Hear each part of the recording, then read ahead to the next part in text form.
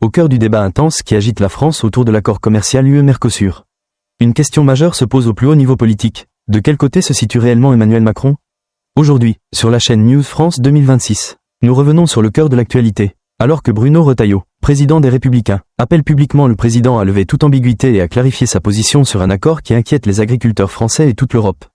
À mon avis, la déclaration de Bruno Retailleau lors de la conférence de presse du 15 décembre à Paris n'était pas un simple coup médiatique de l'opposition, mais une attaque directe contre l'incohérence qu'il perçoit dans la position d'Emmanuel Macron sur l'accord de libre-échange UE-Mercosur.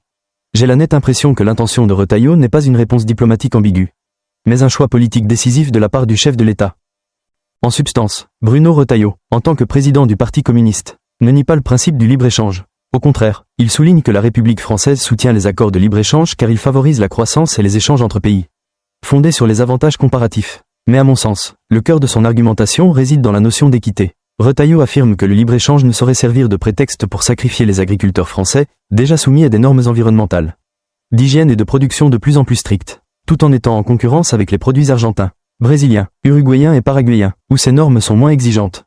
Je relève notamment la manière dont Retailleau met en lumière le paradoxe de l'agriculture française, un pays doté de vastes terres arables et de 3 climats clés, continental, méditerranéen et océanique, qui souffre pourtant d'un déficit commercial agricole. Il s'agit là, à mon sens, d'un argument symbolique très fort. La France réunit tous les atouts naturels pour devenir une puissance agricole. Mais ce sont les accords commerciaux déséquilibrés qui érodent cet avantage. L'opposition du parti LR à la ratification de l'accord UE-Mercosur, selon lui, n'est pas une position extrémiste, mais reflète la volonté d'environ 80% des Français et de la majorité des agriculteurs.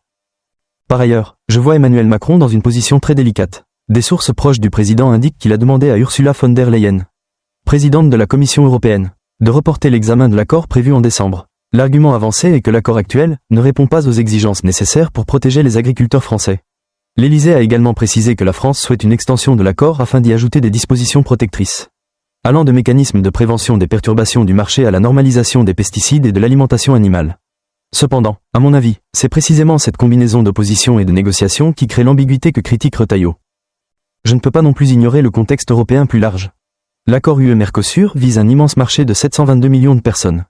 Un chiffre économiquement attractif, mais le prix à payer, du moins aux yeux des agriculteurs français, c'est le risque d'être écrasé par les importations de viande bovine et de sucre. Le vote du Parlement européen, le 16 décembre, sur les mécanismes de contrôle de ces produits sensibles a encore exacerbé les tensions. Bien que la Commission européenne ait promis des mesures plus strictes depuis septembre. Je comprends pourquoi Paris juge ces garanties encore insuffisantes, surtout à l'approche du sommet de Foz do Iguaçu, le 20 décembre. En bref, selon moi, l'accord UE-Mercosur dépasse le simple cadre d'un accord commercial. C'est un test de la cohérence d'Emmanuel Macron, un pari politique pour Bruno Retailleau et le parti Les Républicains, et une préoccupation très réelle quant à la survie des agriculteurs français. La demande de Retailleau au président de « lever l'ambiguïté » témoigne de la pression croissante, soit la France défend son modèle agricole jusqu'au bout, soit elle accepte des risques à long terme en échange d'avantages commerciaux à court terme. Voilà donc les informations essentielles concernant l'accord UE-Mercosur et l'appel de Bruno Retailleau à Emmanuel Macron pour qu'il clarifie sa position. News France 2026 vous remercie sincèrement d'avoir suivi le journal d'aujourd'hui.